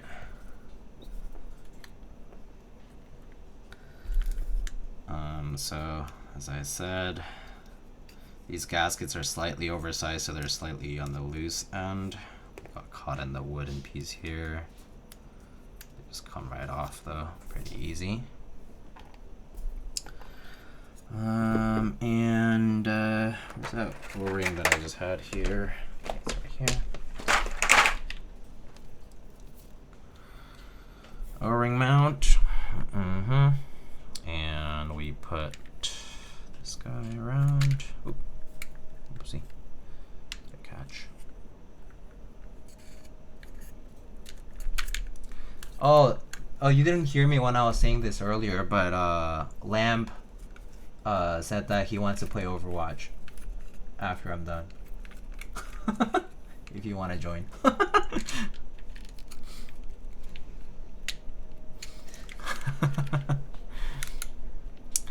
Howdy, partner. Hey, Kupo. How are you? Wow. Wow, now arriving. Wow. Making it louder. Okay, I see you.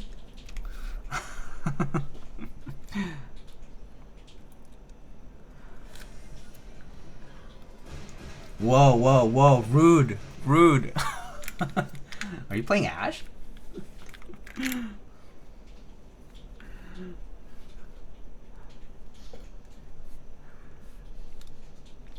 Okay. So let's just put this together. No way, lol. Lamb still plays Overwatch? I mean, I would say that. I play Overwatch sometimes, which is funny, because we had totally ditched it, and the only reason we play it is because 6v6 is around for quick play. We do not even play comp, so that's another thing to say. It's like we don't even play comp. So we just play for fun, because 6v6 is nice and nostalgic.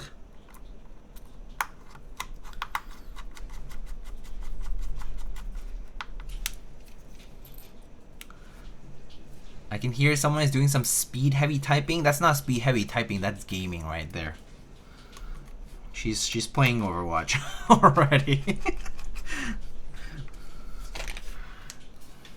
I think was watching TV earlier, now it's just playing games.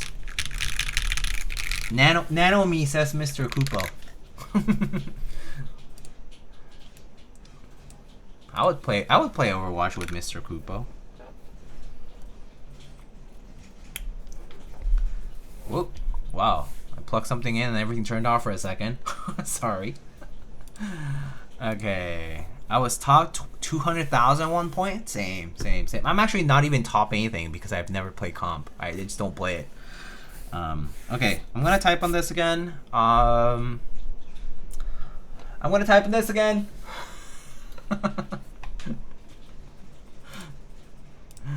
Sorry. Just messing. Okay, let's try it out. Okay, so this time we got O-ring mount. So this is O-ring mount on the Typface Kafka with Geon RAW HE switches. All right.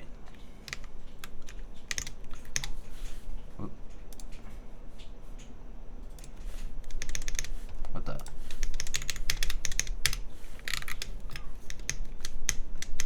Okay. It's working, right? Okay, just checking everything was working. Okay, let's try it again. Alright, here we go. Oh, what the? Why is my backspace not working? What the heck? No mistakes allowed? Maybe I need to like calibrate it or whatever, but I'm not gonna bother. Alright, here we go.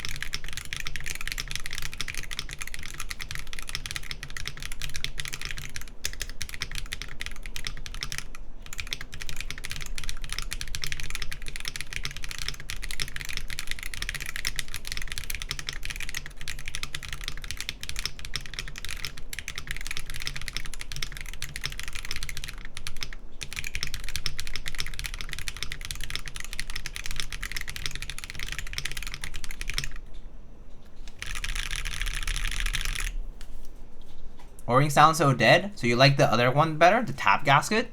I think this one sounds a little brighter actually, but a little less muted actually than the gaskets. But also these gaskets are slightly oversized, so I imagine I think the tap gaskets, once they're properly sized for production, they'll probably sound even better.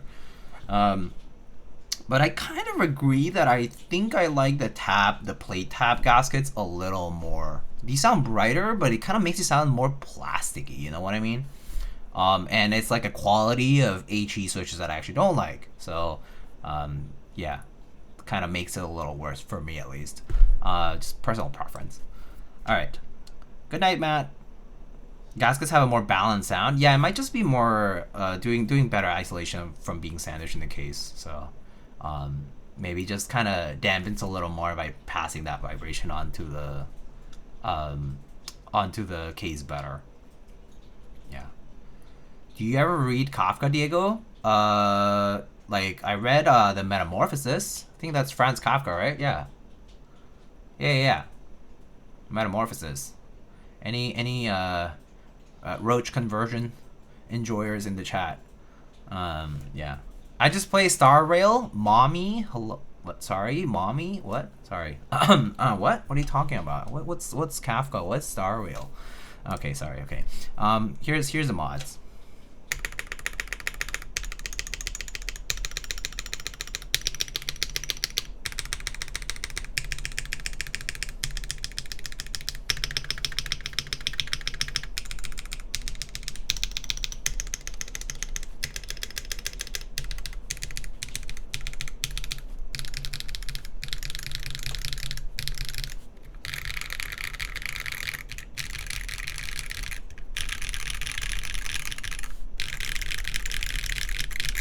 Yeah, definitely a more plasticky sound from the O-ring mount. Not a huge fan actually. Like I would say it's just like, I don't know. Maybe it's just an HE thing, but I personally am like on the plasticky sound from the switches. That said, I think it's just an HE thing. So I guess it's just like what you see is what you get, and that's about it, I suppose. But yeah. Anyone knows if Diego mains Mercy in Overwatch? I play tank and support normally. I don't really play Mercy a lot though. For healers, I prefer playing either Kiriko, Illari, Lucio, and Wu Yang now, I guess, a little bit more. Yeah. Sometimes Ana. It's fun to hit a nice nade or a nice sleep. So, but it's kind of hard. So you have to be really good. Yeah. All high skill cap. It's more fun that way, I feel. A little more challenging. I suck, but it's still fun. I have fun. I only play QPs, it's fine. Basically. Like QP and arcade, right? So it's like, whatever. It doesn't matter if there's... Well, actually, funny thing about Overwatch is that there's more sweaty people playing QP than there is in comp, I feel. Based on what people tell me about comp, there's a lot very sweaty people in QP being like, how dare you swap in the middle of game and things like that. So yeah, it's a little funny seeing people shit talk in QP. I'm like, dude, it's just QP. Widow, can you swap the Junkrat? For real. Will Wando2 asks, hi Diego, what's your go-to spring length and brand? Thanks. My go-to brands for springs, right now, I primarily buy TX mediums in, from anywhere from 60 to 65 grams. So I buy 60, 62, or 65. If I'm doing TX long or extra long, I'll do 57 gram, and that's it. I don't go down to 55 usually. And I've been enjoying the Swaki's chewy springs. Those are like longer springs, symmetric or whatever they're called. But they're like the Swaki's chewy springs. I enjoy those in 62 and 63.5. Yeah. So basically anywhere between 60 and 65. For TX, I usually buy mediums. For the Swackies ones, I get the chewy ones because those are the ones that Bull had available when he first stocked them, and I just bought a bunch. Well, actually, I only bought like 3 bags and put them in different switches. And yeah, those are the main ones I'm currently using. Excuse me. I do still have some like leftover random springs. Like I have like I've tried like Sprit springs. I've tried like the KLC, the Syrian springs. Also, they're pretty okay, I think. I've tried like Gateron springs and like other things like that. But if I'm buying springs, like actually like purchasing springs for like to stock up on, I'll buy TX mediums and Swackies nowadays. Yeah. Do you game on heavy springs as well? No, I don't. I used to do up to when I first started in the hobby. In the first 2 years, I experimented with heavy springs. I did all the way up to 78 gram tactiles, and frankly, like it was tiring for me. So I actually moved down to like 72 even for like linears, and it was okay, but it was still like for like all day typing and use or whatever, it still felt a little fatiguing. So I just decided to jump down to 65 at max ish for linears. For tactiles, I can actually tolerate up to like 68 pretty okay without issues. I can do higher, but like I preferably I don't want to keep them around in heavier springs, because if instead of, let's say, gaming, I'm just typing on that board, I won't want to use it. So I was like, why do I go up for certain use cases when I can just tailor all my keyboards to general use, like whether it's gaming or typing or whatever, they can just be a weight that I'm okay with. And for me, that ended up being that 60 to 65 range, with tactiles being a little bit more acceptable with slightly higher weights, but preferably not. Like I think preferably 65 gram is that sweet spot for tactiles for me, 62, 65. But 67, 68 is okay. I'll use it. Like that's not a problem. But yeah, I usually don't go above like the 60s range essentially. Yeah. Let's see.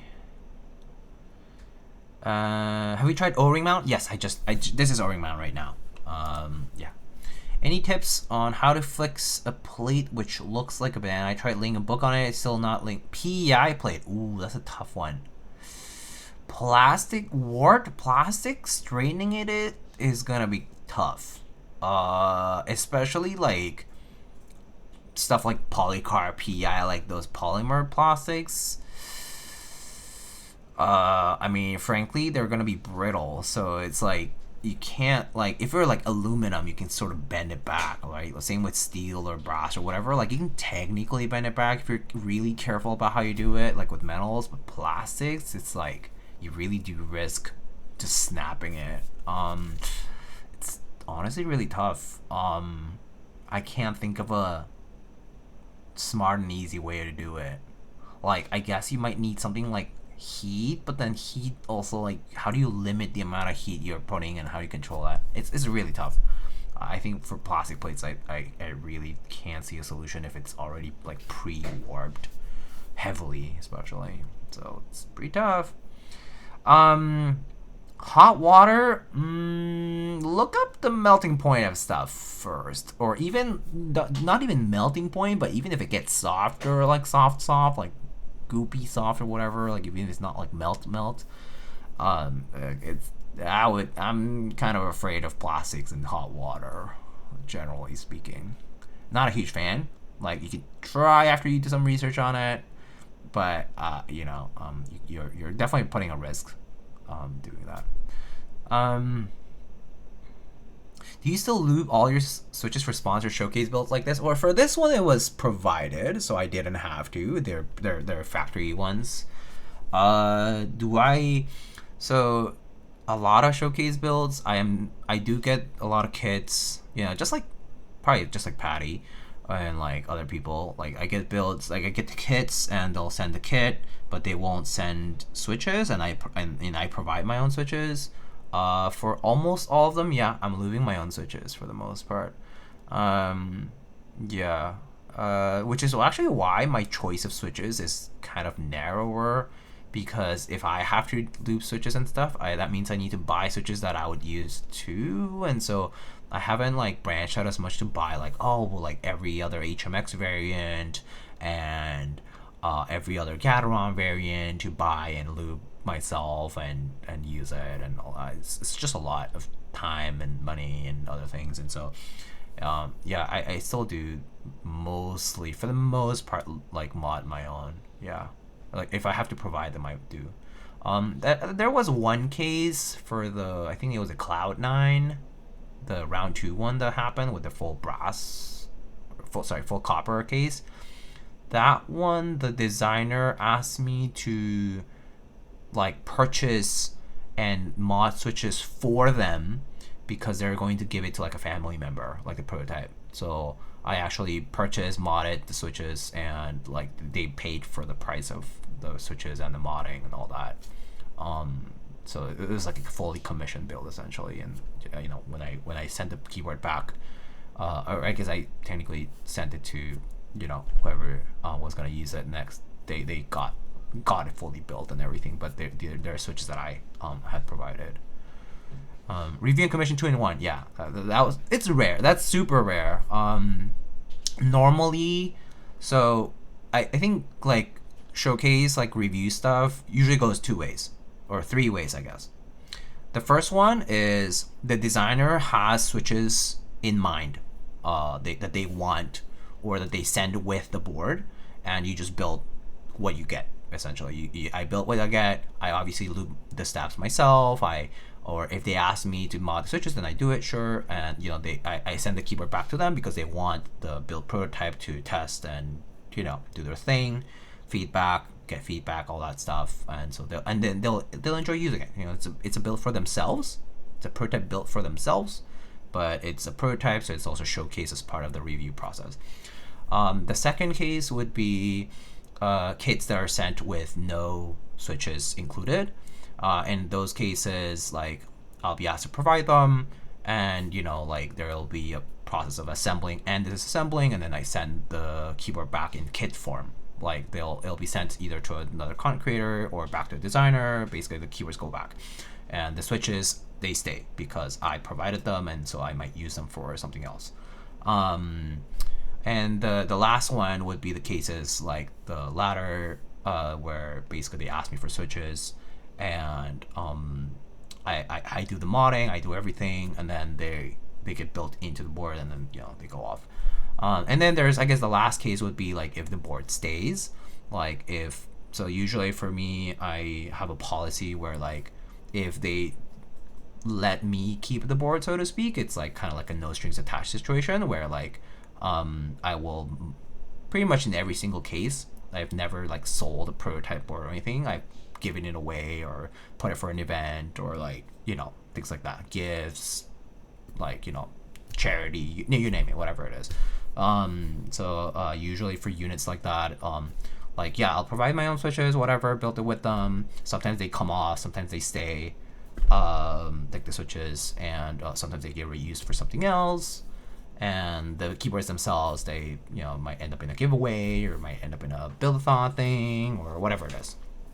But sometimes designers won't take the keyboards back because they it's kind of expensive to ship back for some of them. Like for example, like shipping, interestingly enough, shipping from China to here ends up being much cheaper than me shipping back to China, for example, or to Korea. Like it's actually super expensive to ship from like the US to Korea, and I mean, actually Korea does charge a lot to ship from there to here too, especially if they're using like premium services like DHL.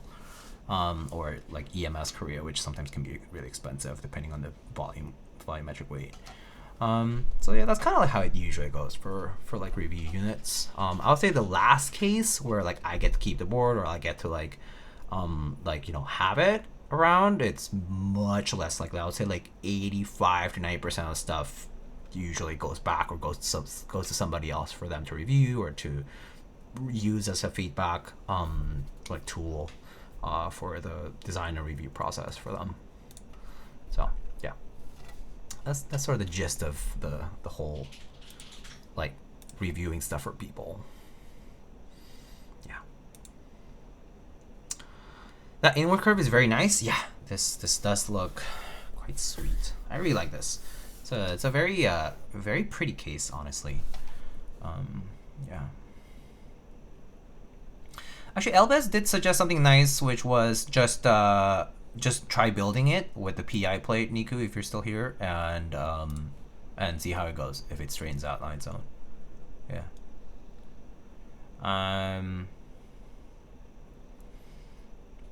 I have heard that Neo clip-ins are pretty tight on keycaps. Have you experienced that? I would say they kind of are on the tight side. It depends on the. I think like with GMK they've been okay. And like I think I've tried CRP too. I think they've been okay on like CRP and GMK, but on some of these like PBT sets, like Osume sets are like notoriously tight on like everything. But like pair like a tight stabilizer insert with an already tight keycaps, like PBT keycap set, and it's like impossible to remove. Like you'll pop the stab off or like the insert off from the stab. I've seen that happen, or like even experienced it on like offline builds where like they like send me like a PBT Osume set or like a PBT set that has like really tight stems, and then they're paired with fairly tighter stabs, and yeah, it ends up being kind of a process to like take them off if you have to. Yeah. Do you think Nixies and Black are more similar or different? Especially since a lot of people like to joke about MX Black and Allo sounding good and most things. Do you think the same applies to Nixies? So Nixies, the way I would describe Nixies, and some people would agree, is Nixies sound on bottom out, they're the same as MX Blacks in my opinion. I think Nixies are primarily the same characteristic as MX Blacks, but the top out sound, the return sound, so switch goes down, the slider goes down, hits the bottom, or like the slider hits the bottom and then comes back up, right? That top out sound, the returning sound, is a lot more muted because of the milky top housings on Nixies. So the bottom out sound is actually very characteristic MX Black because the bottom housing is the same. It's actually the same bottom housing, the same mold, same everything, right? So yeah, I would say Nixies are essentially like, people would say 50-50, but I would say it's more like 75-80% of an MX Black, and that top out sound is reduced, so you lose out on that 20% depending on whether you like the characteristic of the milky top housing or not. Some people hate it, actually. I've heard people like be like, I really don't like how Nixie sound because that top out sound is reduced too much for me, like it's too dampened feeling or like too soft. And they're like, oh, it doesn't sound great with the keycaps I like use. And they're like, I'll only buy regular MX Blacks and not Nixies. So your mileage may vary, but some people, I like Nixies a lot, actually, personally, huge fan of them. I don't mind switching MX Blacks for Nixies because the top out sound being more dampened for me is not a problem. But it is true that for certain combinations, certain keyboards, it sounds much more muted or like dampened or kind of like little, like what people would say like dead. But I would disagree personally, but some people say so. Everyone has different opinions about this, but yeah, I would say it's like 80% on MX Black. Yeah. Yeah. I sent you a pic of it on Discord. Oh, sorry, I missed that.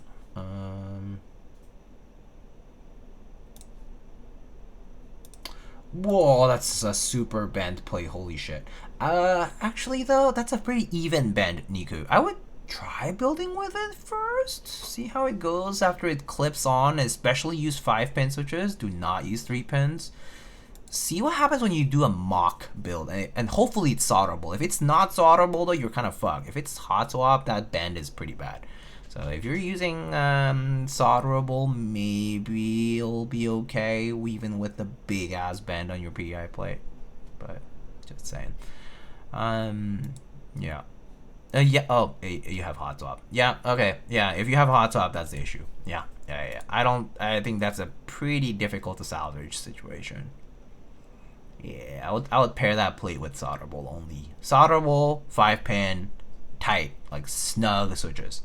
It's gotta be like nice and snug, and like you know, you can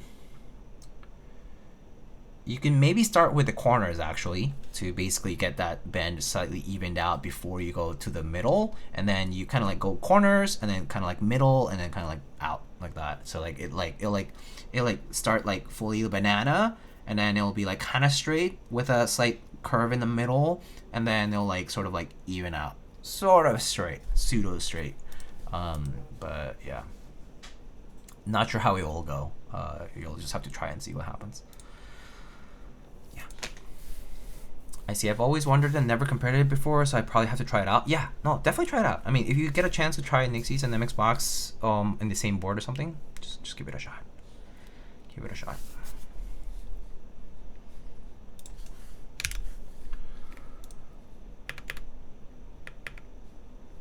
Okay, so I think I'm gonna go ahead and wrap it up soon.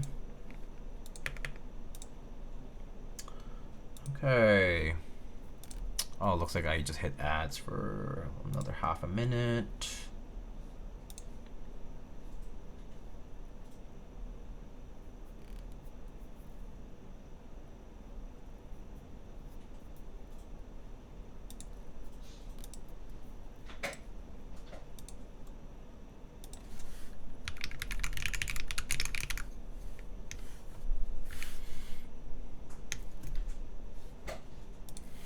Yeah.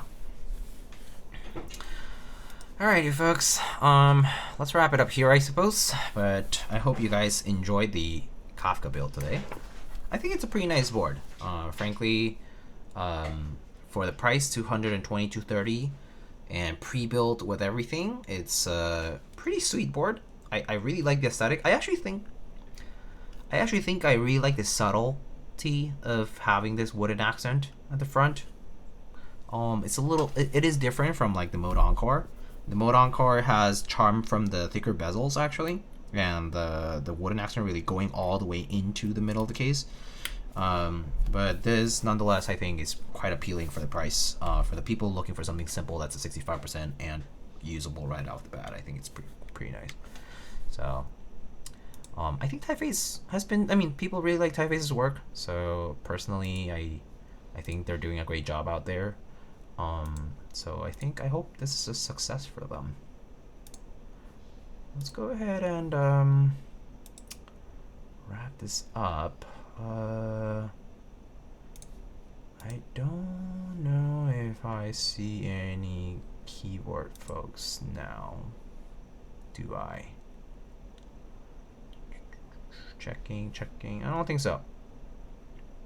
But Mr. The Jang, who is our builder of all sorts of like Legos and assemblies and Playmobil and like that kind of stuff, he's doing a cool Porsche 959 Dakar Rally diorama.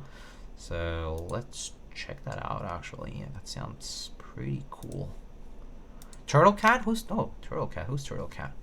Turtle Cat. Is it all together? Turtle underscore cat. Is that the one? They're playing Animal Crossing. Animal Crossing? They're doing a collective stream with some folks. She's also in the keyword community? Okay. So send her right over there. Why not? By the way, I think the PI plate might be fine. It's top mount. I wanted to. Yes! If you have. Oh, yeah, it's top mount. Yeah, so do this auto. In my opinion, do solderable if you can.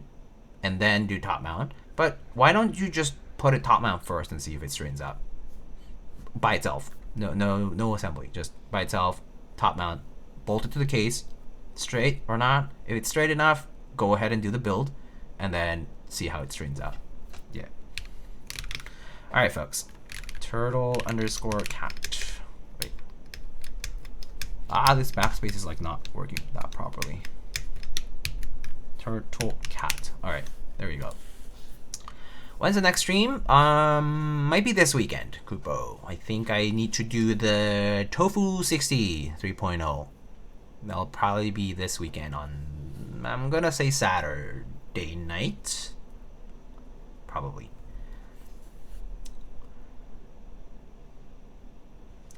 I like how we have classy options like these, and also futuristic gamer looking ones like the Vela. Yeah, I think it's good to see. I think I'm enjoying seeing more variety in both the HE and the MX space. Actually, someone contacted me recently to review a pretty cool board that might have more like vintage OG compatibility, which is kind of cool. So I actually reached out to some people to help me with sourcing some parts because I actually don't have a lot of some stuff like that's not Cherry MX. So we'll see how that goes, but hopefully that works out. If it doesn't, then I might still try to do something more inspired, but we'll see. Nothing confirmed yet because I don't have parts, but once that's confirmed, I'll let you guys know what that's about. All right, folks, I'll see you guys all later, but let's hit the raid to Turtle Cat. And once again, big thank yous to all for sticking around as always, and I really appreciate you all for the company and always the good vibes and support, so thank you so much. But otherwise, I will see you on the next one, and thank you to Typface for sending out the Kafka for us to check out. Alright, have fun. Bye. Have a good week.